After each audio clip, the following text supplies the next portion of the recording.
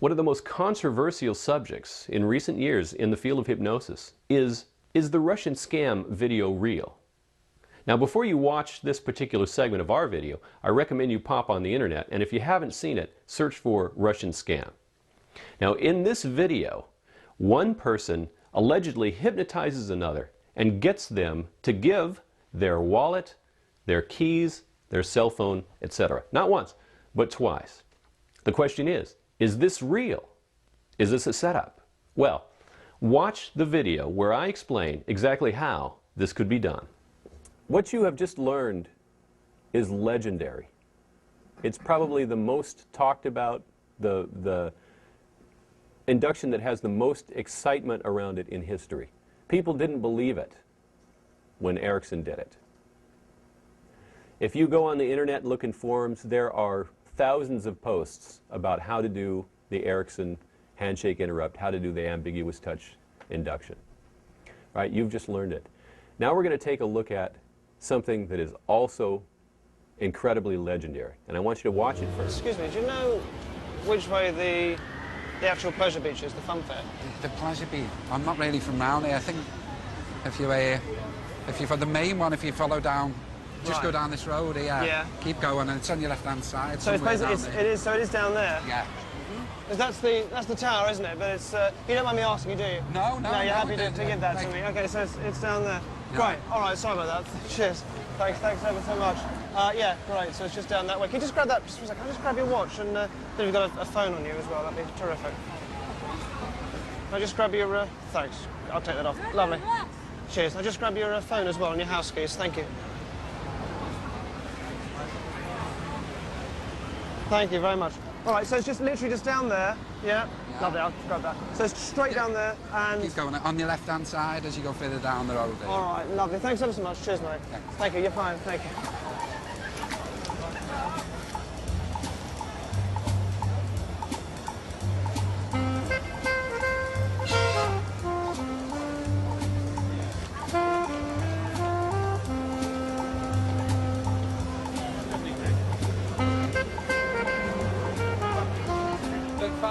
Oh, thank you very much. Oh, thank you. Sorry. It's difficult to explain because somehow it felt natural to give them to him. Oh, I'm sorry, did I? Until I got a few yards down the road, and then I started to think, what's happening here? Just hold that a second. Cheers. Great, I'll just grab the others back off you so I can keep them. Cheers. Thanks ever so much. Thank you. Cheers. I think you're heading that way, weren't you? Thanks ever so much. Cheers.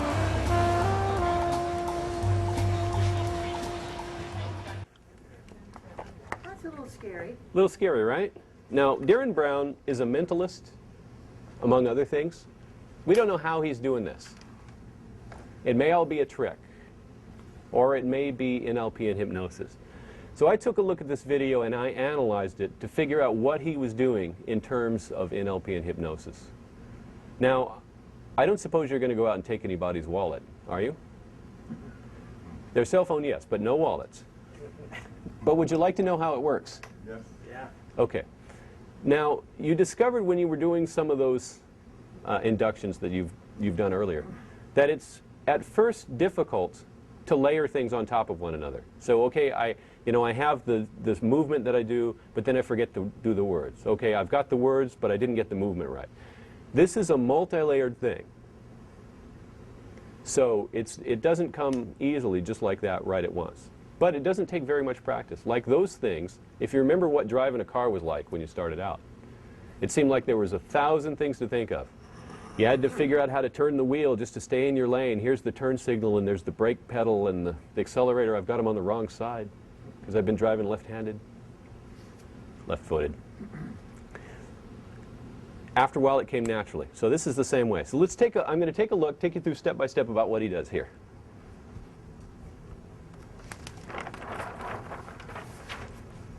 This is how he starts. One of the first things he does is generate rapport. Now, if you know anything about NLP, you know that you can create rapport by matching somebody's physiology, right? You breathe the same rate that they breathe. You stand or sit the same way they stand or sit. You move, your tonality matches, the rhythm of your speech matches their speech. It's a very powerful thing. What's that, Wayne?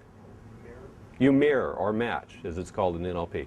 So did you notice he came in, and one of the first things he did was point.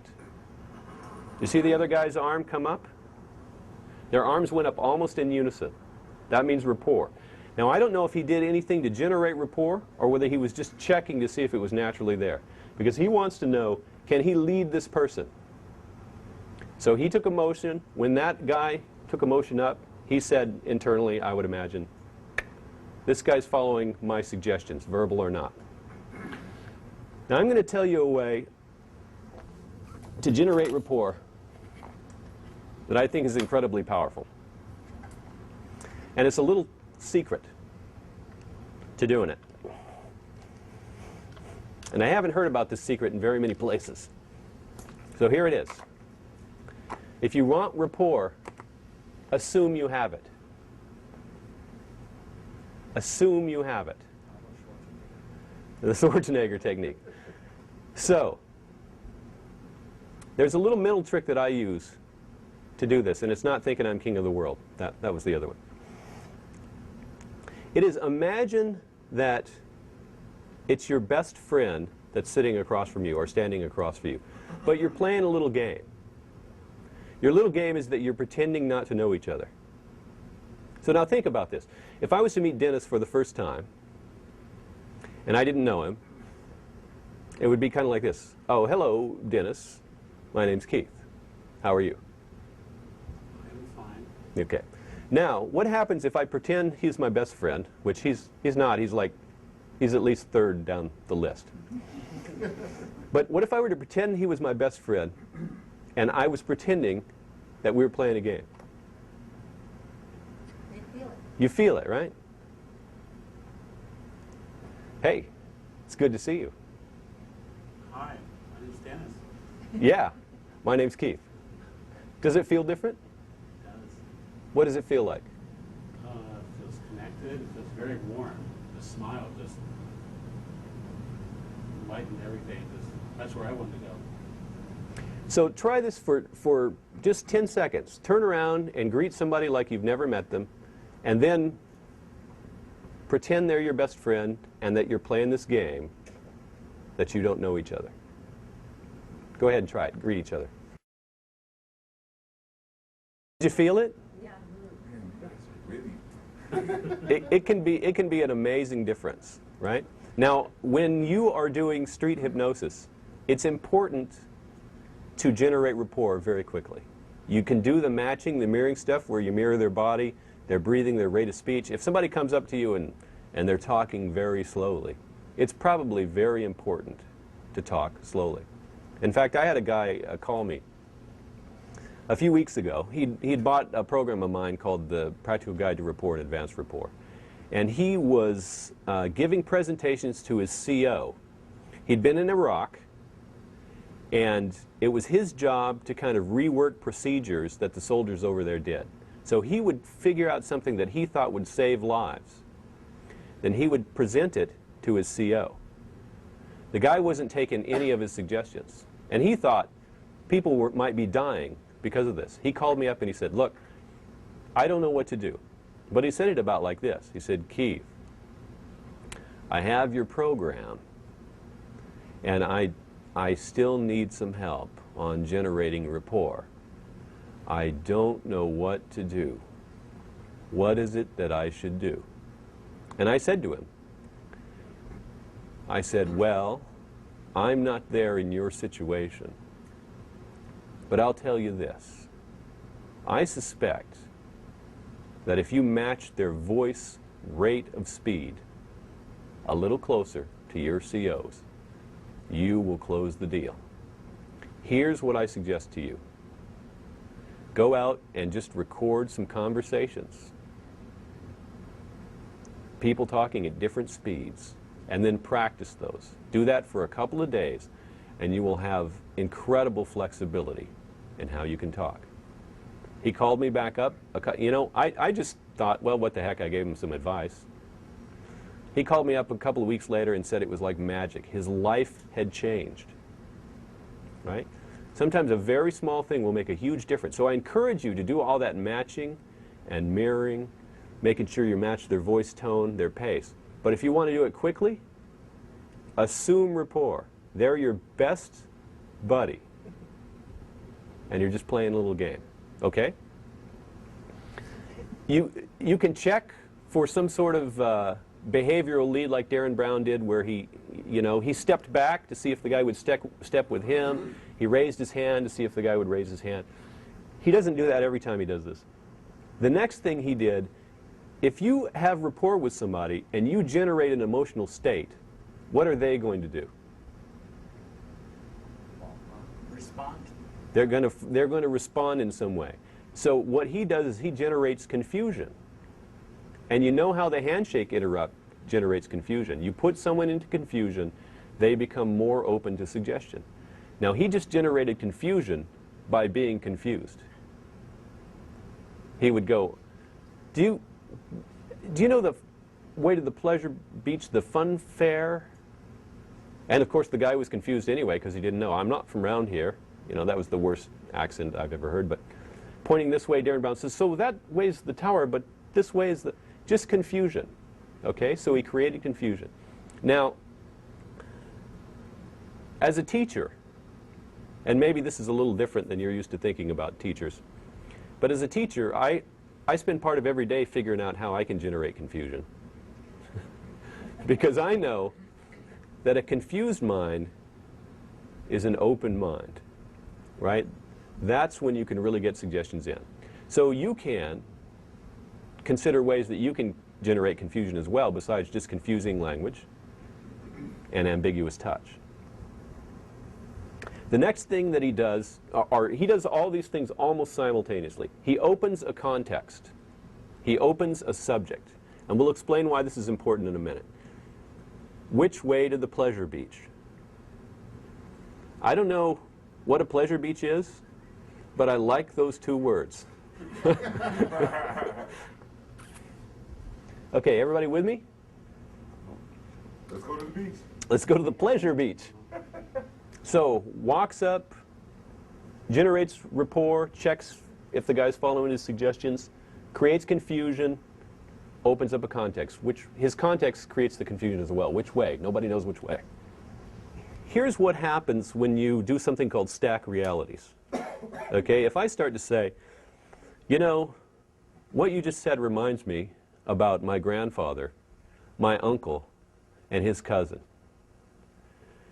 And they were walking to go fishing at this little pond that I used to fish at as a boy. And as a boy, when I fished there with my cousin, I used to think about my uncle, my grandfather, and my uncle's cousin.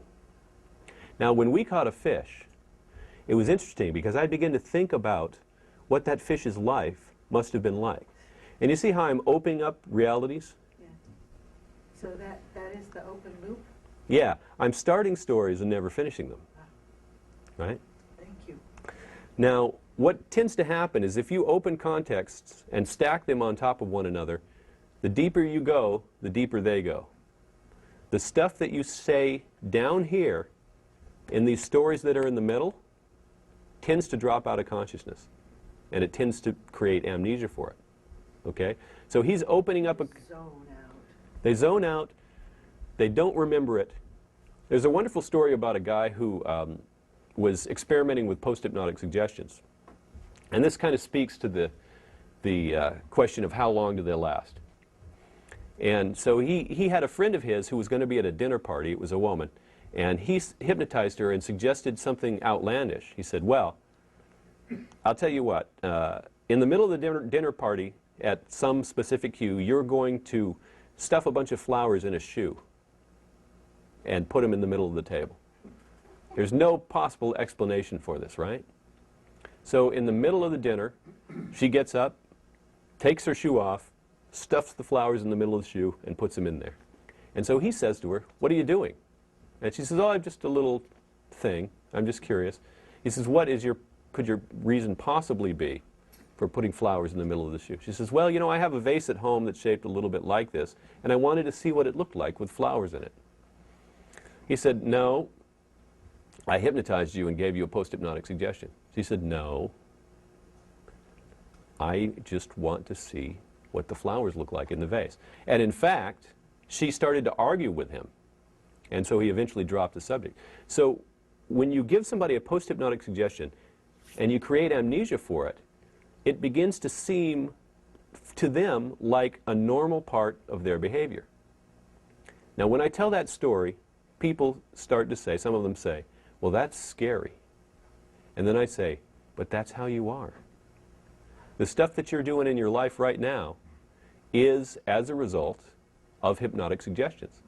Maybe that took place in childhood. Maybe that took place at a later part. Maybe that you made through dropping behavior into your unconscious. When we talk about these units of behavior like a handshake interrupt, the reason that you can interrupt a handshake and people go into trance is because it's seen by the unconscious as one unit of behavior. Well, guess what? If you've had to ever teach a kid how to tie a pair of shoes, tie shoelaces, you really don't tie shoes.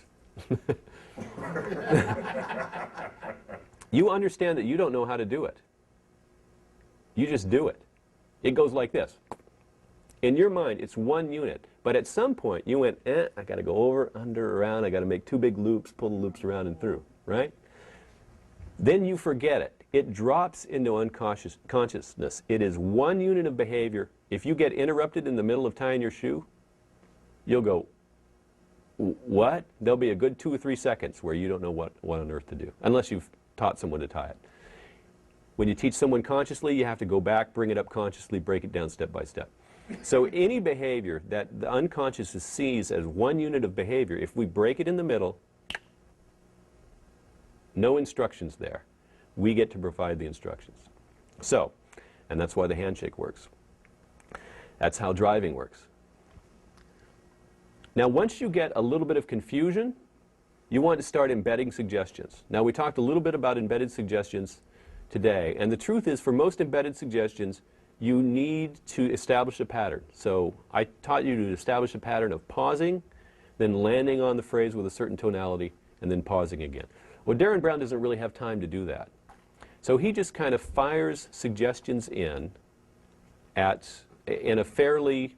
reasonably commanding tonality, but not harsh. And what he does, he says, you don't mind giving me you don't mind telling me where it is, do you? Oh, no. You don't mind giving that to me. He points back and forth at the guy's wrist when he does this.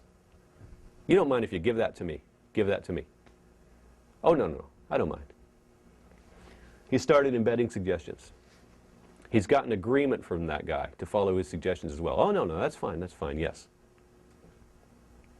There's another video of his where, oh, and he says it later on. He fires commands in. You're fine. Did you hear that? You're fine. You're heading that way, I believe.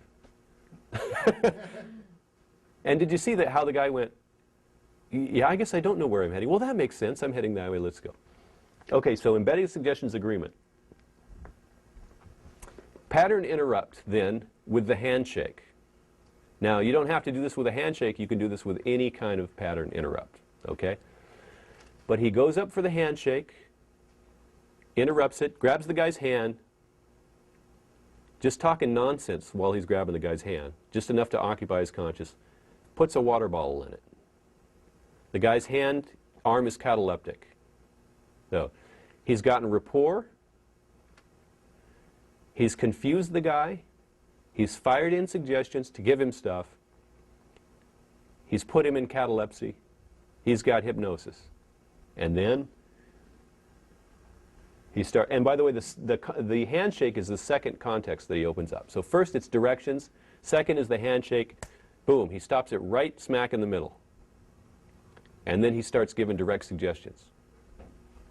Just give me your wallet, give me your keys, give me your cell phone. And is the bottle like an anchor for this whole thing? Yeah, and it can be. We'll get to that later, okay? So he's cataleptic, arm's cataleptic. Now, Dave, I'll point out that to me, may have been similar to what you were seeing when people were doing the ambiguous touch induction. It's like, that doesn't look like hypnosis. He's just standing there with a bottle in his hand.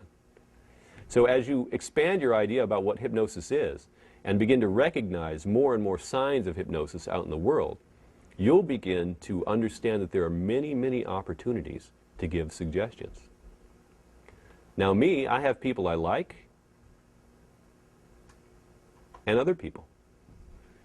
The people that I don't like, I generally just, I don't want to deal with them at all. The people I do like, there are wonderful opportunities to give suggestions.